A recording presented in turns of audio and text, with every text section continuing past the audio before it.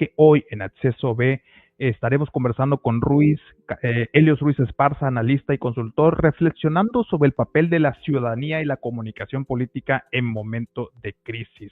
No es cosa menor, así que te invito a que des tu like, a que compartas esta conversación y que por supuesto dejes tu comentario. Y vamos al contexto. En noviembre del 2025, México vivió dos jornadas que marcaron un antes y un después de la narrativa en la política juvenil. Las llamadas marchas de la generación Z, con epicentro en la Ciudad de México, se convirtieron en un símbolo de inconformidad y de resistencia. La primera, el 15 de noviembre, terminó con más de 100 policías lesionados y decenas de detenidos. La segunda, el pasado 20 de noviembre, coincidió nada más y nada menos que con el desfile de la Revolución Mexicana y volvió a encender las calles del centro capitalino. Estas movilizaciones no fueron aisladas, forman parte de un ciclo regional, hablando de América, que también sacudió a Perú, a Ecuador, Argentina, y hoy se percibe un escalonado ánimo en nuestro país que moviliza a otros sectores. Hoy vamos a analizar qué significan estas protestas, qué reclamos concentran y cómo se insertan en la dinámica de esta política en nuestro país. Quédate con nosotros en Acceso B, donde, por supuesto, siempre te lo repito, tú tienes tu boleto. Yo soy Luis Benavides y así comenzamos.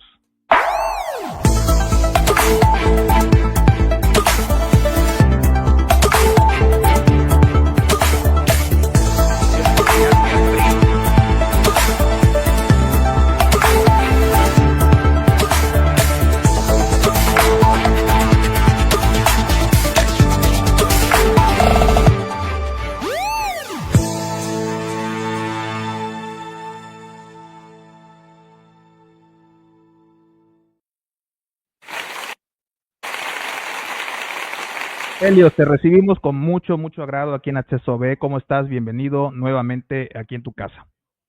Muchísimas gracias, Luis. Muchas gracias a todos los que nos están viendo. Sin duda, gran tema, y esto derivado a dos, bueno, más bien a una primero, ¿no?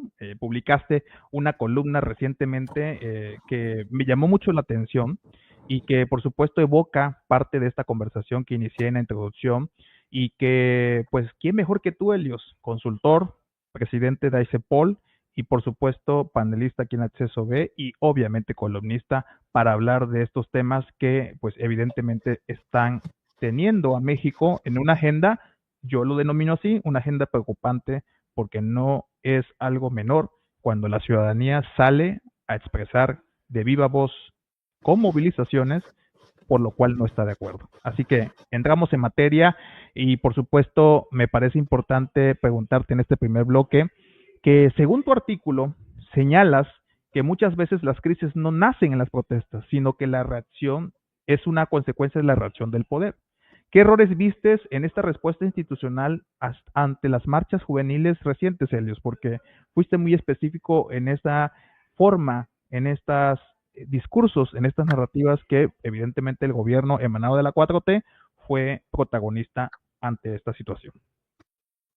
A ver, tenemos que ver la forma en cómo la comunicación se llevó a cabo desde ambos lados, ¿no? ¿Por qué? Porque hay dos narrativas que se están tratando de imponer o que se están tratando de socializar en este contexto. Por un lado, el tema ciudadano, el tema de la oposición, el tema de las organizaciones civiles que salieron a marchar con legítimas, cada quien con sus legítimas causas, ¿no?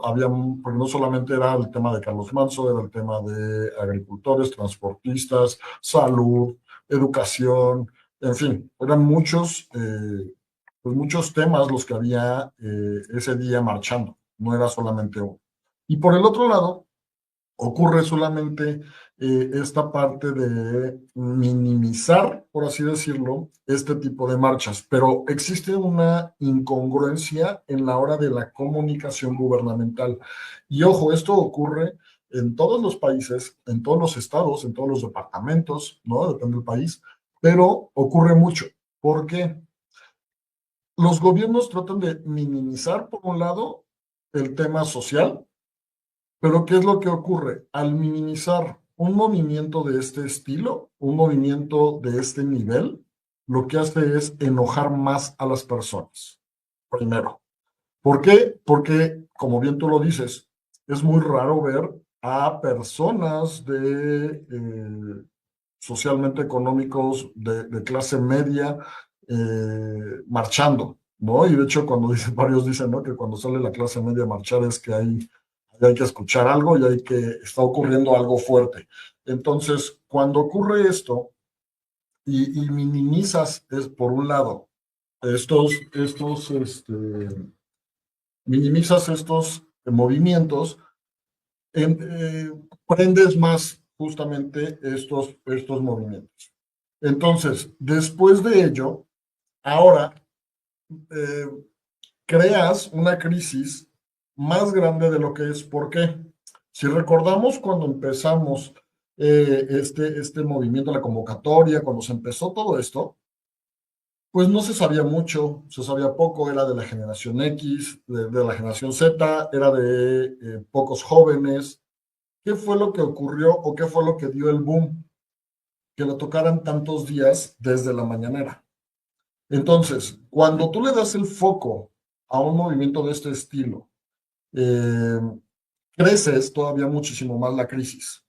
¿Por qué? Porque le estás dando justamente esa amplitud al mensaje y obviamente los opositores, ¿no? O tu grupo contrario, hablando políticamente, sea quien sea, lo toman o retoman esta parte para agarrarlo como bandera y poder armar golpeteo político. Entonces, porque no podemos dejar de lado que sí existe un golpeteo político, tanto de la oposición como de algunos medios de comunicación, algunos grupos, pero a ver, es normal. Y también lo hizo la izquierda cuando Andrés Manuel López Obrador salía a las calles, cuando cerró Reforma, o sea, es normal. Y no podemos, justamente, aquí el tema es ver cuál era la idea o cuál era la narrativa que utilizaban ciertas personas en cierto momento y cuál están utilizando ahora. Justamente salieron varios memes, varias historias o varios posts, sobre todo videos donde salía un Gerardo Fernández Noroña cuando fue a un evento en Toluca y pusieron a la Guardia Nacional, bueno, en ese entonces Policía Federal, pusieron al ejército, pusieron vallas, y salía gritando, ¿no? ¿Qué le tienen miedo? ¿Por qué ponen vallas? ¿Para qué nos mandan a los policías? ¿Para qué tal, tal, tal? Y lo ponían tal cual como de ese Gerardo Fernández Noroña me representa, pero hoy en día. Entonces, escuchamos una narrativa en la cual minimizas un evento, minimizas una marcha, pero ahora, a la hora de la hora, pones vallas que, a ver, esas vallas nunca las habíamos visto. Ese nivel o esa protección hacia Palacio Nacional nunca la habíamos visto. Nunca habíamos visto que en una marcha pacífica cerraran la gran mayoría de las calles del centro histórico. También se filtraron videos donde bajaban civiles, ¿no? De coches, de camionetas y de camiones de la Guardia Nacional, vestidos de negro. Varias cuestiones que creo que ellos, no sé si fue a propósito, hicieron más grande esta crisis que se tenía y se les salió de las manos.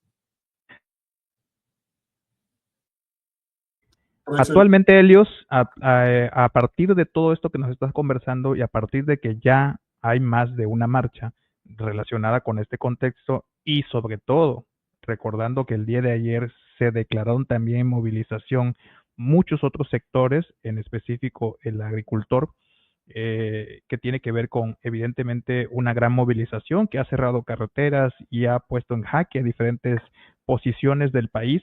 Eh, Me parece preguntarte si no fue errada la decisión del Estado a no solamente mandar estas señales, sino también, y hay que decirlo con claridad, deslegitimar lo que desde antes era parte también de la narrativa, ¿no? Porque, como decías tú, ¿no? Decía el aparato oficial que estaba incluido el PAN, que estaba incluido el PRI, que había Ricardo Salinas Pliego de la mano que metía la cuna, y obviamente todas estas cosas fueron empañando también eh, una clara, de alguna manera clara voz, en este caso de las juventudes, que pues de alguna manera expresan la preocupación que tienen ante no solamente la seguridad, sino ante el futuro que les espera como ciudadanos de este país.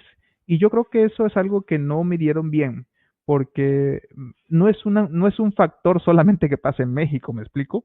Esta situación que estamos viendo con la generación Z y que evidentemente parte de un contexto mundial, pues realmente es preocupante porque nos están diciendo, en algún sentido, que pues están preocupados y que no están esperando a quedarse de brazos cruzados. Sin embargo, la narrativa, vuelvo al punto, del Estado mexicano, pues no ha hecho por entender esta conversación y no solamente eso, sino que ha redoblado esfuerzos por, de alguna manera, eh, confrontar lo que ya conocemos como el estilo de gobierno, confrontar entre dos posiciones, ¿no? Entre la posición del Estado y las otras, ¿no? Porque hay que decirlo así. ¿Tú cómo ves eso desde el punto de vista de comunicación gubernamental y que hoy en día me parece ya 15 días después de todo este proceso que hemos estado viendo y escuchando, pues yo creo que ya tenemos un saldo interesante para poder decir si estos grandes funcionarios del Estado mexicano tuvieron bien acertar ante todas estas estrategias, todas estas cosas que ya tú nos estás platicando? A ver, en el tema de comunicación política, y esto no es para exclusivamente, como bien dices tú, no es exclusivamente de México o de Morena o del PRI, PAN, PRD o de quien sea, es de todos el tema político. Tienes que escuchar, tienes que escuchar. Muchos políticos no escuchan, muchos gobiernos no escuchan.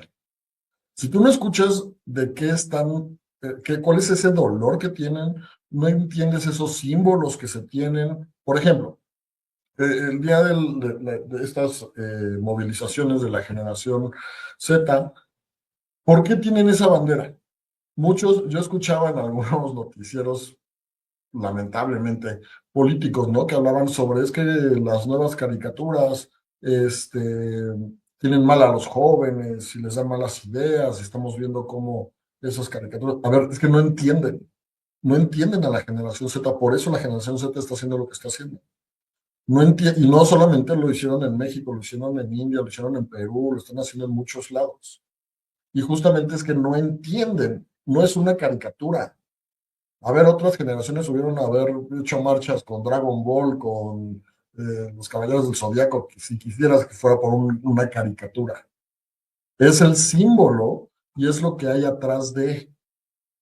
Es esa lucha, ese odio contra la injusticia, ese odio contra los malos, contra las personas, los dictadores, contra, o sea, ¿por qué? Porque pues, pónganse a ver la caricatura, simplemente, y ahí van a entender muchas cosas.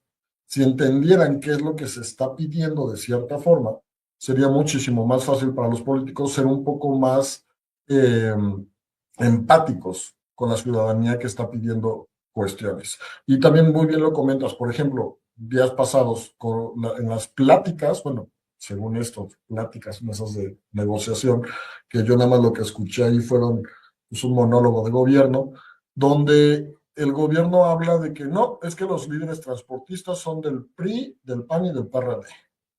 Y ahí se acaba. A ver, los transportistas están pidiendo seguridad.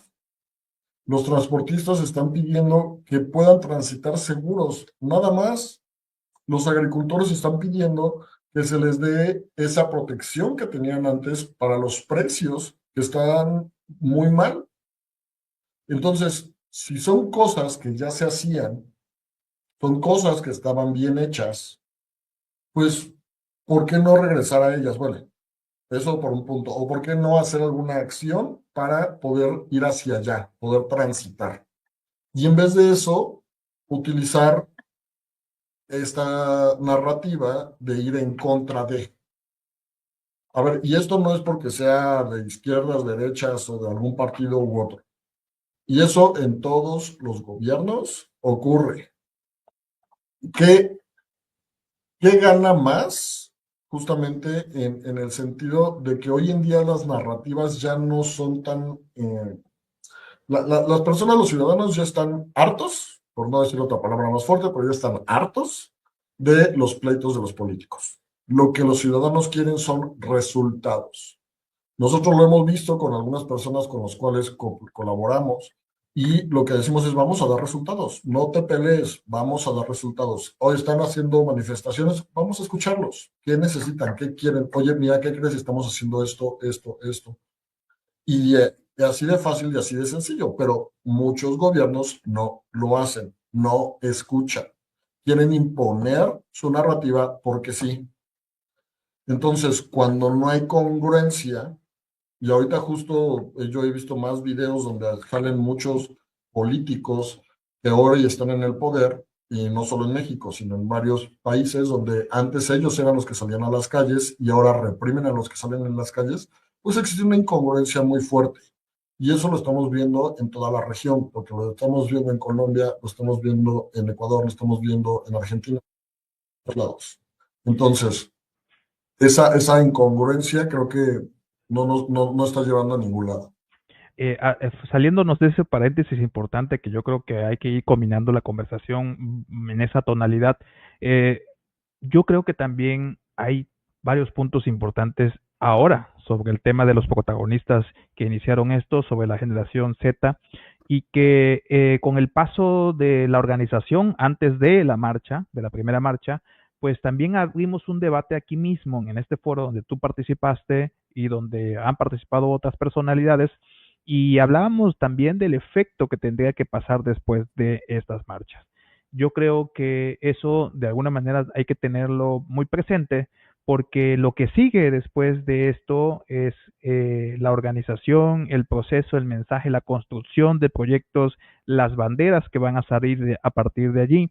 Y lo traigo a esta plática porque pues estamos finalizando el 2025 y prácticamente estaremos dándole banderazo de entrada al 26, un preámbulo del 27 que será una elección muy importante por el contexto de las cámaras del Congreso de la Unión, ¿no? Que finalmente son los que aprueban las leyes y que finalmente también hay que decirlo, luego suele ser cuando las mayorías no existen, luego suele ser un contrapeso importante para el jefe del Ejecutivo, en este caso, la jefa del Ejecutivo. ¿Tú cómo ves esos discursos que señalaban a esta generación que solamente partían de un efecto emocional, pero que no iban a trascender a 20 días de la primera marcha? ¿Cómo lo ves? ¿Y cómo lo ves también en una ebullición del país en el que estamos, en donde ya estamos viendo lo que ya platicamos, de diferentes sectores ya manifestándose de una manera más contundente? Es que, a ver, es que es justamente complicada en ese sentido, porque la gente, como bien comentamos al inicio, ya que salga a las calles, cuando es porque ya no encontró canales de comunicación. O sea, no hay canales de comunicación tradicionales en los cuales se siente escuchado.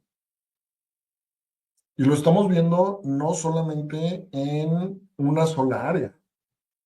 Es en el tema de salud, es en el tema de agroalimentos, es en el tema del transporte, es en el tema, ¿sabes? O sea, ese tipo de cuestiones es complicado. Y justamente de lo que hablas aquí. ¿Por qué? Porque son síntomas de que los canales democráticos ya se están perdiendo. ¿Por qué? Porque puede ser que a lo mejor con sus votos sean la forma en cómo hablan normalmente los ciudadanos, buscan los foros, buscan los espacios en los congresos locales, en los congresos federales, Senado y Cámara de Diputados, espacios en los ejecutivos locales o en el Ejecutivo Federal.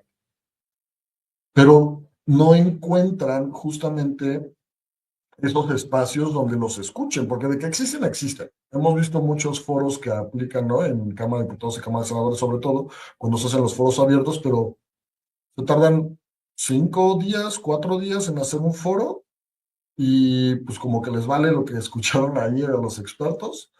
Y entonces, ¿qué ocurre? Pues la gente ya tiene que salir a que los escuchen. Y es lo que decían los transportistas. Nosotros ya nos cansamos de estar en mesas de negociación. No nos llevamos un año en las mesas de negociación y no hay resultados. Entonces, ahí es donde empieza a haber justamente este riesgo democrático, porque cuando salen las personas a las calles es que ya no existen, o al menos los ciudadanos no ven o visualizan los canales de comunicación, pues reales o que les puedan servir. Sin duda. Y aquí das pauta para que continuemos en este segundo bloque sobre este riesgo de no escuchar, porque ya hablábamos de alguna manera, de esa manipulación de la legitimación o no de las voces que salen a marchar y demás. Pero también existe este tema que tú lo traes a colación, ya lo platicaste hace un momento un poco, pero vamos un poquito más a fondo sobre esta advertencia que haces del verdadero riesgo de que no está en la protesta, dices, sino en la indiferencia. Porque una cosa es que manipules la información, pero también otra cosa que actúes con silencio o evasivas. Y eso es algo que también manda una señal muy importante hacia las y los mexicanos que están inconformes. ¿Qué significa bajo ese contexto para ti que gobiernos respondan con ese silencio o con esas evasivas? A ver, si el gobierno deja silencios, esos silencios se van a llenar. Y eso es una regla de oro en la comunicación. No podemos dejar silencios desde un gobierno. Debe de haber siempre toda la información clara para que los ciudadanos tengan eh, su punto de vista y ellos tomen ciertas decisiones.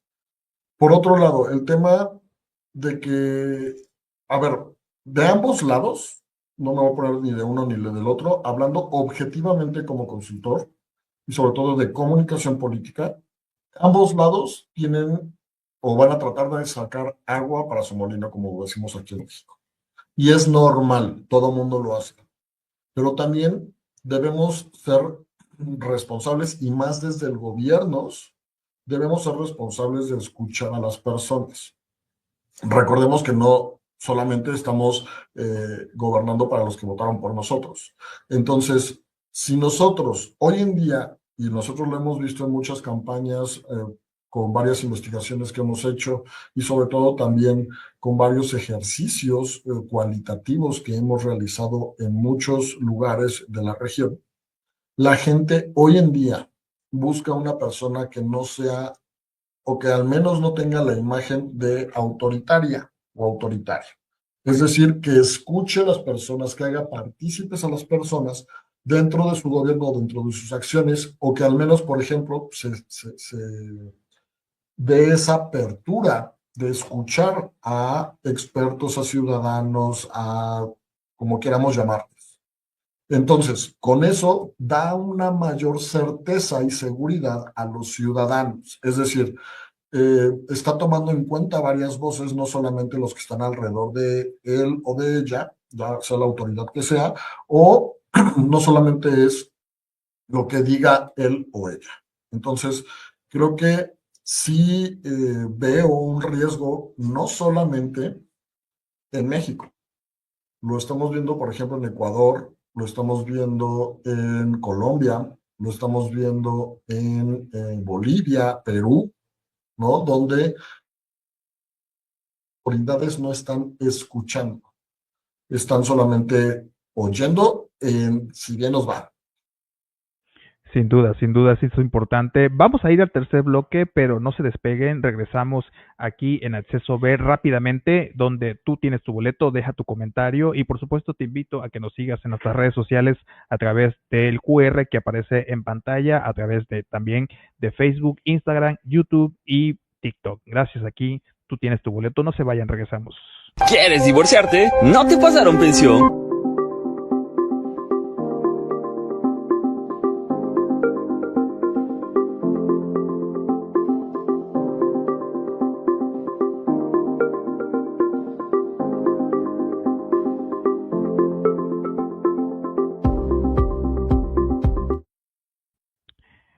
Regresamos aquí en Acceso B, por supuesto, gracias a Helios Ruiz Esparza, a quien también es, hay que decirlo, consultor en Elitids Consulting, esta agencia que está rompiendo muchos esquemas a nivel nacional e internacional, que por cierto, Helios, recientemente vienes llegando de una última gira donde te entregaron un premio, ¿no? Lo vamos a platicar al final para que nos comentes sobre este reconocimiento que te hacen a nivel internacional. Pero regresando a la conversación, Helios, aquí tenemos este tercer bloque y yo creo que eso sería importante cerrar de manera, pues evidentemente enfocada en el tema de los gobiernos, de los responsables de estas tomas de decisiones. Y así lo titulamos, Lecciones para la comunicación política, y que yo creo que vale la pena decir con claridad que hoy más que nunca todos, desde cualquier nivel de gobierno, tienen en sus manos una bomba de tiempo con la ciudadanía, con el tema de las redes sociales, con la forma en que se organiza, la forma en que hablan y la forma en que se, en este caso, de quienes son responsables de la toma de decisiones, expresan esa forma de gobernar. Así que esto es importante. ¿Qué aprendizajes deberían tomar los gobiernos y comunicadores de estas movilizaciones para no repetir errores en ambos bandos? Porque yo creo que aquí hay que decirlo con claridad. En el caso, por ejemplo, de los gobiernos, creo que es un poquito más evidente toda esta conversación, es un poquito más familiarizada, pero en el caso de la organización, en este caso de las juventudes de la generación Z, sí tenemos que hacer énfasis en que la segunda marcha no era lo que esperaba esta generación, esta movilización, pero eso no quiere decir que esto sea un fracaso hacia un futuro. Yo creo que partimos de esta dinámica, de la forma en que se organizan en todo este contexto de la tecnología y obviamente de adquirir esta información y también de escuchar a quienes deban escuchar para que esto tome un vuelo diferente. Pero regresando a este tema, ¿tú qué aprendizajes podrías decirle tanto a los gobiernos como a quienes se encargaron de comunicar estas manifestaciones? Mira, yo creo que lo fundamental, por un lado, como bien dices, depende del bando, ¿no? Pero, por ejemplo, si es gobierno, sí o sí, tener un equipo de personas que estén especializadas en manejo de crisis. Dos, que escuchen a las personas. ¿Cuáles son realmente esos dolores o esas banderas que son las que están utilizando? A ver, si pongamos, demos la razón al gobierno. Si son personas que son manipuladas, ¿no? Por algún sector o algo así, es muchísimo más fácil poder neutralizar, por así decirlo, este tipo de movimientos. ¿Por qué? Simplemente abres los espacios, haces caso, escuchas a las personas y empiezas a tratar justamente de dar esa comunicación de ida y de vuelta, y con eso puedes, obviamente, hasta cerrar justamente a tu favor este tipo de crisis. Pero si no existe esa escucha activa y existe solamente esta parte de hablar mal de ese movimiento, de esa movilización ciudadana, pues va a haber muchos que realmente fueron porque creen en algo de eso. Escuchábamos mucho también de que es que fue la oposición quien convocó. Ya quisiera la oposición tener ese poder de convocatoria justamente este, pues, para sus movilizaciones, ¿no? Lo hemos visto últimamente tanto las acciones o las actividades PAN como del PRI a nivel nacional, pues no se tiene esa movilización o ese nivel de ¿no? Ya quisieran tener este nivel, pero bueno, eso por parte del gobierno. Yo creo que la parte de la escucha activa es fundamental y no minimizar estos movimientos ciudadanos, aunque cierto sector sea manipulado, por así decirlo. Vamos a darle el beneficio de la duda. Si creen que, o si es así, está bien, pero pues lo que podemos hacer simplemente es escucharlos, tender estos puentes de comunicación, abrirles puertas y con eso van a desactivarse, no confrontarnos.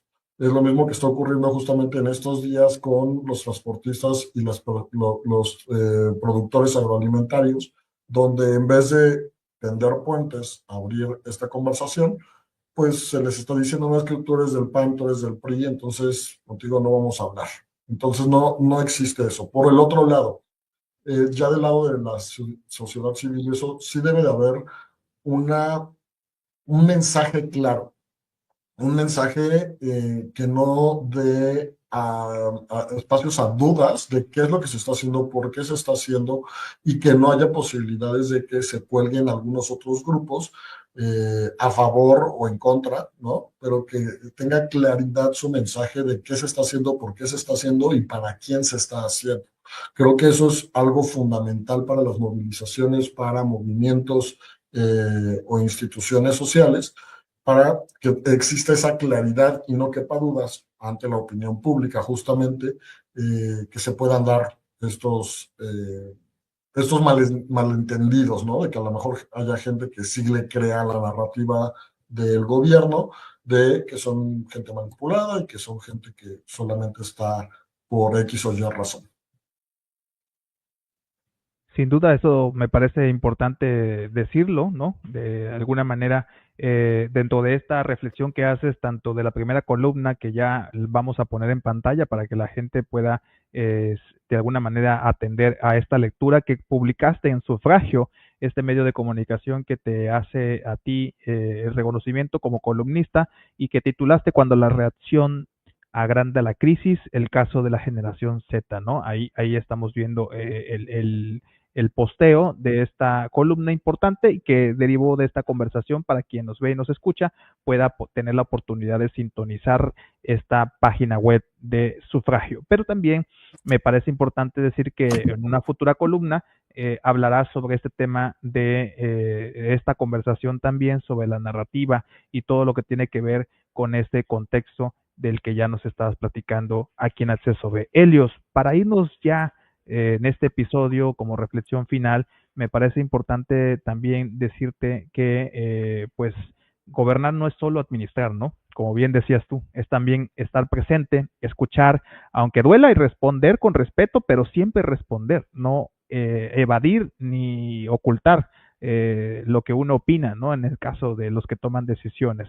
Entonces, yo creo que finalmente esto también te da pauta a ti para que como consultor de diferentes niveles de gobierno puedas dar este mensaje final al respecto de quien nos ve y nos escucha y que tienen esa responsabilidad. Pero no solamente allí, sino como ciudadano que estás involucrado en la sociedad y te desenvuelves en diversos mecanismos de esta misma sociedad, pues también un mensaje hacia la ciudadanía en específico, me parece, hacia los que ya hoy están tomando las calles y constantemente, me parece también decirlo, estamos viendo una evolución cada vez más grande de lo que tomar las calles significa, ¿no? Y esa voz que finalmente se está alzando puede ocasionar que haya muchas confrontaciones si los tomadores de decisiones no atienden, pues evidentemente, este tipo de consejos que tú ya estás dando. Adelante, Helios, y con eso nos despedimos.